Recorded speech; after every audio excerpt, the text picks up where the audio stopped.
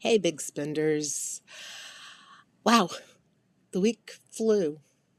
Um, my days were all squirrely last week because that's what happens when you fly in the middle of the night on a Monday and get home in the wee hours of Tuesday morning. It's a guarantee that you're not going to be able to keep track of the days for at least a week or so. And so I'm still kind of catching up, but in the middle of all of that, having the current news bombardment and then throwing in Taylor Swift in the middle of it. I don't know which end is up. Um, yeah, that's okay. Actually, none of it's okay, but that's okay. I got some good hair going today. This is what happens when I get lazy and I neglect to put my hair in a satin bonnet before I sleep. This is normally halfway down my back. It's this long now because the curls are just tightening up, and boy, this is going to be fun to fix. Anyway, um, just squeezing this in because, again, I have no sense of time or days or whatever. I have a massage appointment in 2 hours. I need to take a shower and eat lunch, but I'm going to record instead. Makes no sense to me either. Okay. Um, Not a lot is happening right now, personally and travel wise.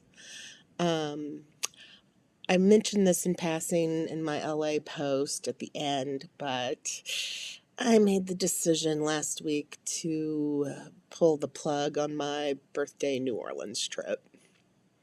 And I'm bummed, but not the crushingly bummed that I was when I had to postpone my Monterey trip back in August. And it's not that, oh, I didn't want to go to New Orleans. No, I really would like to be in New Orleans. Um, and I'm really bummed that I still need to do this today. I need to cancel my tattoo appointment. Um, but I already paid up front for my fortune telling at Bottom of the Cup. I'm going to give them a call. I think I can switch that to a phone reading. So at least I'll have that on my birthday. A little bit in New Orleans. And maybe it'll have some good news. Don't know. But yeah, I had to cancel my New Orleans trip, and which also included 2 days in Memphis this time. And doing Mississippi stuff. I was going to drive. I was looking forward to boiled peanut season and maybe getting to buy boiled peanuts on the side of the road. I was looking forward to seeing friends maybe, but I had not actually made any plans with anyone.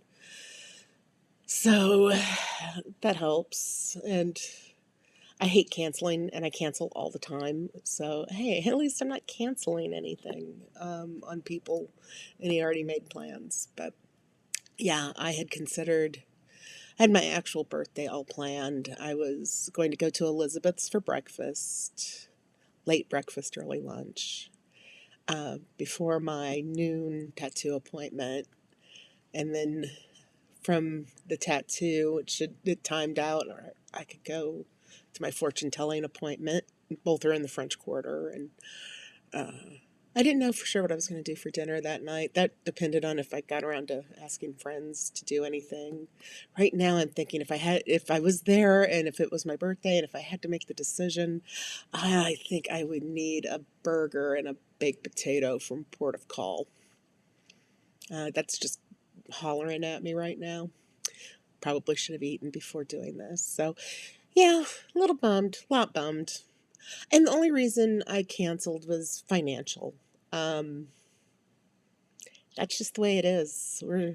I'm still lacking in income. it's, it's getting frustrating.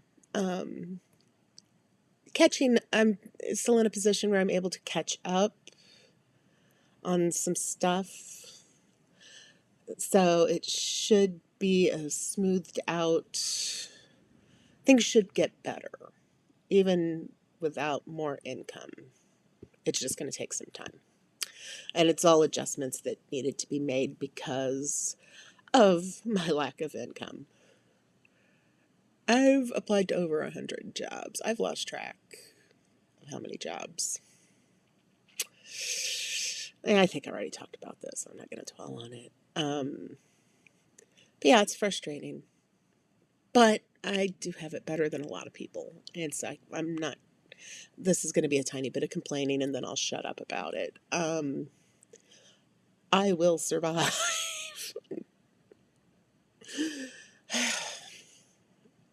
I'll make it down to New Orleans, maybe even, I don't know, sometime in late winter. I like going right after Mardi Gras. That's an interesting time to be in the city. Yeah, when I took my friend Susie, we went the Saturday after Mardi Gras in our room at the Royal Street Inn, which is my favorite place to stay. Um, it was beautifully clean, sparkling, but there was glitter everywhere still because that shit just doesn't go anywhere. And I remember I laid down on the couch for a while that first day, and when I got up, my entire arm was covered in glitter. I was like, just is here. It's great. That's where it comes from. We were at the glitter. We were in the glitter black hole, and it was fun. Yeah, I should. I'm gonna say, assuming my trip to Monterey happens, but it is happening. God damn it, one way or another. No, it's all worked out. I forgot what I was gonna say about that. Anyway, I also have 2 trips to Chicago coming up, one in November and one in December, and that's far from the only reason I'm keeping my eyes on Chicago. I hope you all are too, with what is happening with the ICE raids and the talk of the National Guard coming in and our awesome governor doing a lot to put a stop to that shit. I moved to Illinois in 2007, I think. I never can remember. It's when CJ was 3. And main reason was we wanted a good public school, which can be kind of hard to find in St. Louis proper, at least the areas that were most open to us and the other things we needed. And politically, Missouri was starting to go off the rails, and couldn't imagine that it would go as far as it has, but I think we were lucky to have been paying attention to the right things and saw the writing on the wall on how things were going to be in Missouri. And so we moved to Illinois. And I've always said it's the smartest decision we ever made. And boy, I'm definitely feeling that these days. I don't intend, well, I can't even say that because who knows what the situation is going to be. I have a little over about 5 weeks, I think, until my trip, my first Chicago trip. I'm driving up there on November 16th, and I don't know what the circumstances are going to be. And that's kind of scary. But, in my gut, I'm like, I'm going. Fuck it. I'm going. I'll take bricks and throw bricks. I'm going. And that's not just for me. Some of it's for me. I'm definitely not going. It's not a completely altruistic visit, but I want to support my favorite Chicago businesses. I want to spend time with my Chicago friends. My friend B and I have tickets to see Patti Smith on November 17th at the Chicago Theater. And wow, I cannot think of a better person to see at that time in that place. I also saw Patti 1 week to the day before COVID lockdown. that was the trip where I fell in love with Los Angeles. And that Friday night, a week before the Friday the 13th, when shutdowns started being announced, I was with friends at the Walt Disney Concert Hall, which is an incredible Frank Gehry sculpture of a building. And the acoustics were incredible, and one of my favorite concert moments ever, because the fear was starting to rise. People were starting to feel it. And she, of course, ended the night with People Have the Power, with a choir of local teens backing her up.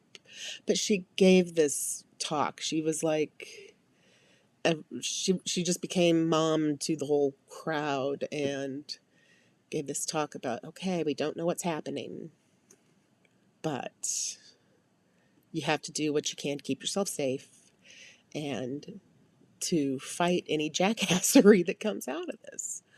And I just keep thinking to that show and how soothing that was. Because hearing that from somebody with her mind, with the mind that comes up with the things that she comes up with, just was really, I looked back on that often during the lockdown era and took a lot of comfort in that. So, assuming everything goes as scheduled now, that show in Chicago is going to be fucking incredible. So yeah, there's a lot I'm looking forward to there. I'm going up on a Sunday, which happens to be the third Sunday of the month, so I'm going to try to get on the list to read some poetry at the Green Mill. Excited about that. Finally making an effort to do that instead of just half-assing it like I have in the past. I'm ready. Read some poetry yesterday. Because I get several Substacks